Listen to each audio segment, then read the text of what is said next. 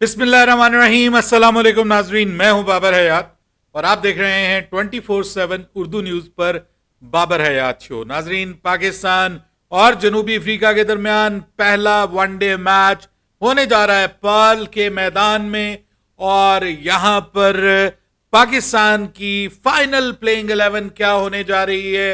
जो बीच में एक दो कंफ्यूजन्स थी वो भी अब दूर हो गई हैं।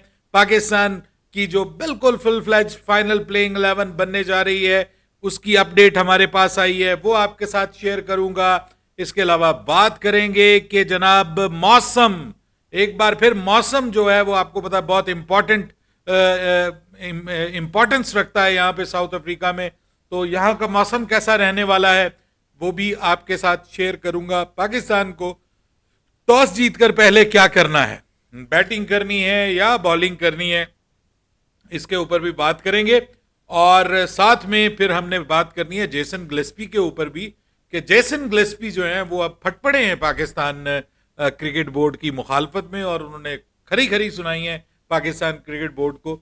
इसके ऊपर भी आपको अपडेट करूंगा। लेकिन आगे बढ़ने से पहले आपसे गुजारिश कि अगर आप हमारे नए व्यूअर हैं तो प्लीज हमारे इस चैनल को जल्दी से कर लीजिएगा सब्सक्राइब और बेल आइकन को पुश करना मत भूलिएगा। मुझे फॉलो कीजिए इंस्टाग्राम पे @बाबर हयात शो और हमारे पेज को फेसबुक पे लाइक कर लीजिएगा।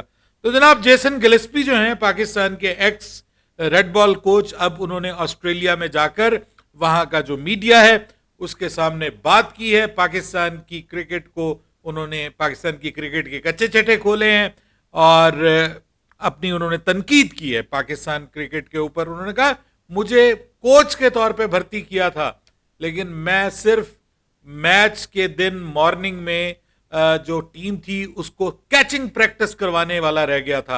यानी मुझसे सारे इख्तियारात ले लिए गए, मेरा कोई रोल ही नहीं था। ना मुझसे सिलेक्शन में बात की गई, ना मुझसे जो है वो वैसे मतलब खिलाड़ियों को एक आध दिन पहले बता देना चाहिए कि जनाब फलां खिलाड़ी हमारी टीम का हिस्सा है, फलां नहीं है, ताकि मैं उनके साथ प्लान कर सकूं। कोच का काम प्लानिंग करना होता है और प्लानिंग मैच वाले दिन नहीं हो पाती।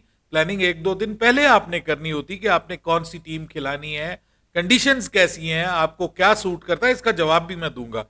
लेकिन उन्होंने कहा जी कि मुझसे उन्होंने इख्तियारात वापस ले लिए। फिर जो टिम नाइल्सन है उनके हवाले से उन्होंने कहा कि जी उनको इन्होंने फारिग कर दिया, उनका जो कॉन्ट्रैक्ट था वो ख़त्म किया, रिन्यू नहीं किया। मुझे उसके हवाले से भी इंफॉर्मेशन नहीं दी। फिर एक और बड़ी इंटरेस्टिंग चीज़ उन्होंने कहा, बाबर आजम को जो इन्होंने बेंच किया, इन्होंने रेस्ट दिया, उसके ऊपर भी इन्होंने मुझसे मशवरा नहीं किया।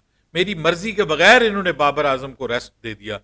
तो ये उन्होंने बताई। उन्होंने कहा कि इस तरह से तो आप कोचिंग नहीं कर सकते। फिर मुझे अंदाजा हो गया कि पाकिस्तान क्रिकेट बोर्ड को मेरी जरूरत नहीं है, तो फिर मैंने इसलिए जनूबी अफ्रीका जाने से इनकार कर दिया। अच्छा, आपसे ये इख्तियारात वापस क्यों लिए गए, ये बड़ी इंपॉर्टेंट चीज है।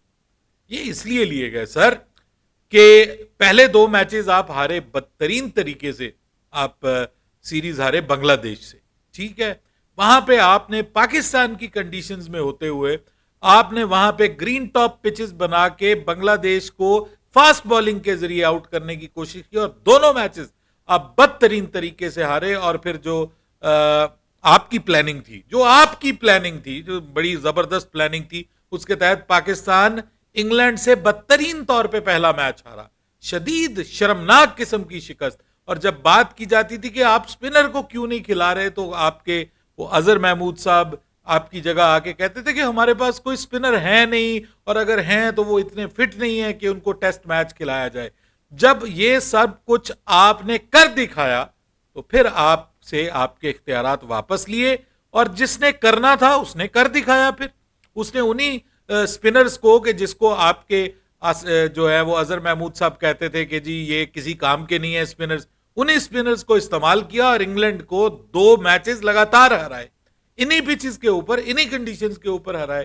तो अब आप ये कहना कि जी मुझसे मुझसे मेरे इख्तियारात ले लिए गए, आप ये भी तो देखें कि आपने किस किस्म की कोचिंग की है। पाकिस्तान का की तारीख में ऐसा कभी नहीं हुआ कि हम बांग्लादेश से होम सीरीज, इस बुरे होम सीरीज हारे हों।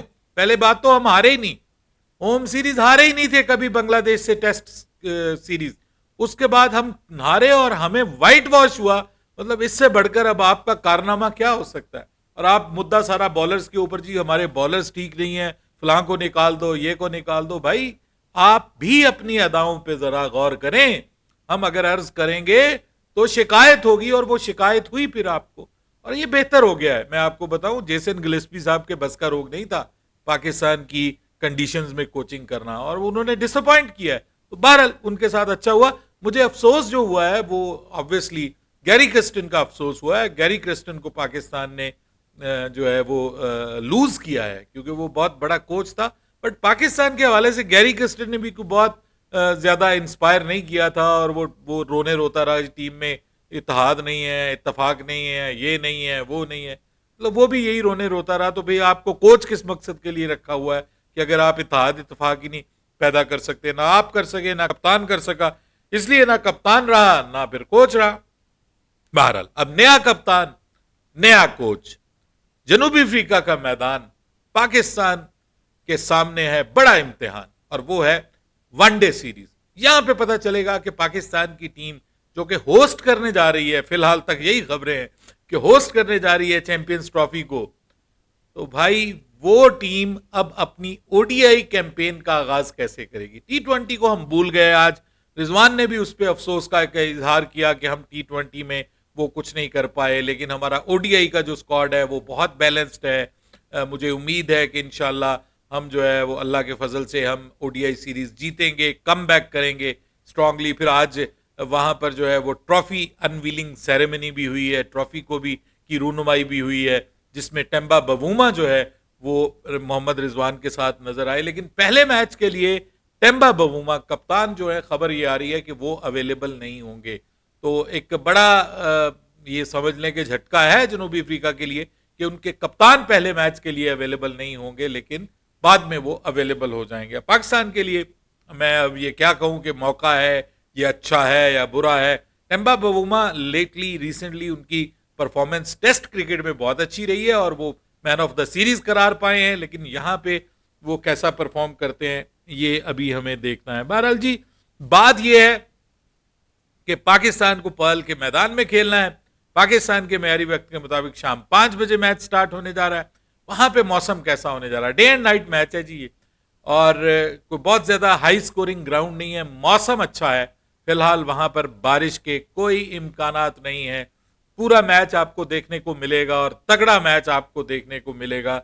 ये बात अब कंफर्म हो गई है यहां को लेकर के। अब बात कर लेते हैं पाकिस्तान की प्लेइंग 11 के हवाले से कि पाकिस्तान की प्लेइंग 11, फाइनल प्लेइंग 11 इस मैच के लिए क्या होने जा रही है। मैं आगे जाके आपको प्रेडिक्शन भी बता रहा हूं इस मैच की, और ये आपके साथ शेयर करूंगा कि टॉस अगर पाकिस्तान जीतता है तो पहले क्या करना है। सर जी, पाकिस्तान की जो प्लेइंग 11 पहले आपको बता दूं कि अब्दुल्ला शफीक और साइम अयूब जो हैं वो पाकिस्तान की तरफ से ओपन करेंगे। तीसरे नंबर पे आपको बाबर आजम नजर आएंगे ऑब्वियसली, और चौथे नंबर पर मोहम्मद रिजवान होंगे।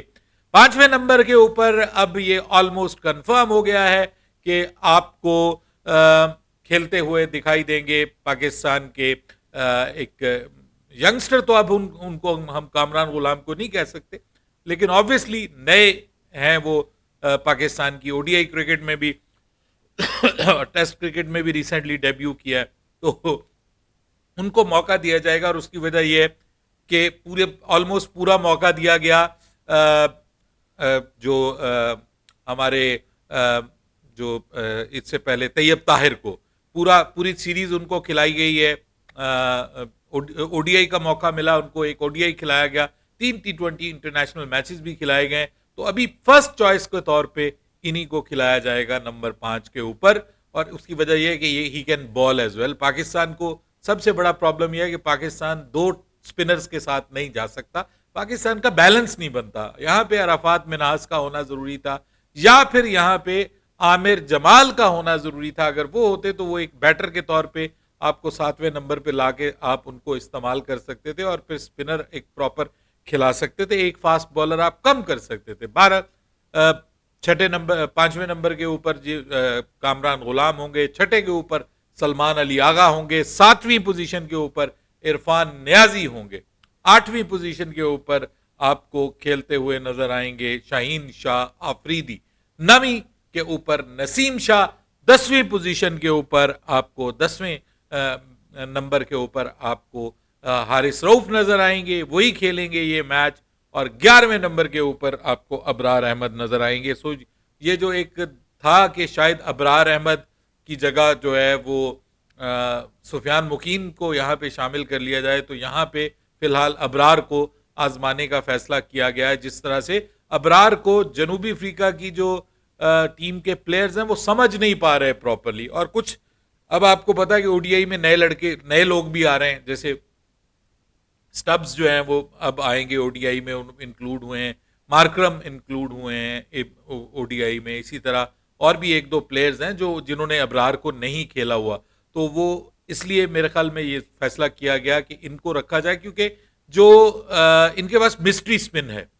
जो सुफियान मुकीम है वो जस्ट लाइक जो मतलब लेफ्ट आर्म स्पिनर हैं, बेसिकली लेग स्पिनर, और तबरेज शमसी के वो इक्वल हैं। तो तबरेज शमसी को नेट्स में और वैसे भी जनूबी अफ्रीका के प्लेयर्स ने बहुत खेला हुआ है, इस वजह से आई थिंक कि ये फैसला किया गया है कि अबरार अहमद को पाकिस्तान का क्या 11वें खिलाड़ी के तौर पे पाकिस्तान टीम में शामिल किया जाए। अब बात कर लेते हैं जनाब, टॉस इंपॉर्टेंट है पाकिस्तान को इस मैच में टॉस जीतकर पहले फील्डिंग का फैसला करना चाहिए। ये मैं अब आपको बता दूं, उसकी वजह यह है कि ये जो मैदान है इसमें कोई पिच बहुत ट्रू पिच नहीं होती, इसमें थोड़ी सी स्लो भी होती है, थोड़ी सी लो भी होती है। उस तरह का ये सेंचुरियन जैसा या ये जो आपका वॉन्डर जैसा ग्राउंड नहीं है कि पेस हो, बाउंस हो, बहुत ज्यादा वो नहीं है। यहाँ पर जो एवरेज स्कोर है वो भी 250 से 280 के दरमियान है।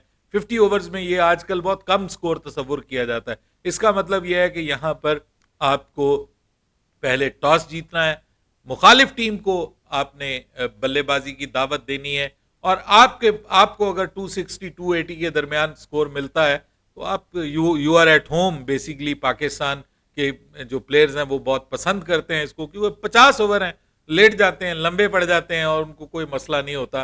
वो कहते हैं कि जनाब कोई प्रॉब्लम नहीं है, ये स्कोर हम कर लेंगे। तो मेरे ख्याल में बेस्ट वे है कि जी टॉस जीतें, उनको फील्डिंग की दावत दें, उनको बैटिंग की दावत दें, खुद फील्डिंग करें और चेज करें। तो पाकिस्तान चेज करने के लिए जाना चाहिए। मेरी प्रेडिक्शन इस मैच के लिए भी ये है कि इंशाल्लाह पाकिस्तान ये मैच जीतेगा, और इस सीरीज के लिए भी ये है कि ये सीरीज पाकिस्तान जीतेगा। अगर पाकिस्तान ये सीरीज नहीं जीतता तो फिर पाकिस्तान के ओडीआई के ऊपर बड़े क्वेश्चन मार्क्स उठेंगे। ये वो टीम है कि जिसमें अच्छे प्लेयर्स शामिल हैं, आपकी ऑलमोस्ट फुल स्ट्रेंथ इसमें बॉलिंग शामिल है, और बैटिंग में आप कह सकते हैं कि वो वाले पावर हिटर, वो वाले फिनिशर मौजूद नहीं है। लेकिन ये यंगस्टर्स हैं, ये आपका फ्यूचर है, आपने इन्हीं को साथ लेकर के चलना है। अब देखते हैं कि तैयब ताहिर का मामला कैसे हल होता है। क्या तैयब ताहिर को लाया जाएगा? तैयब ताहिर मेरे ख्याल में बेहतर चॉइस हैं, ये जहन में रखिएगा। मेरे ख्याल में तैयब ताहिर वनडे के लिए बेहतर चॉइस हैं, T20 के लिए शायद वो उतनी बेहतर चॉइस नहीं है। वनडे के लिए इज अ बेटर चॉइस। देखते हैं कि क्या करती है पाकिस्तान की टीम। बिल्कुल फाइनल प्लेइंग 11 जो है वो जैसी आएगी वो भी आपके साथ शेयर करेंगे। आपके ख्याल में तैयब को खेलना चाहिए या कामरान गुलाम को खेलना चाहिए, ये जरूर बताइएगा कमेंट सेक्शन में। बाबर हयात को इजाजत दीजिएगा। अल्लाह हाफिज।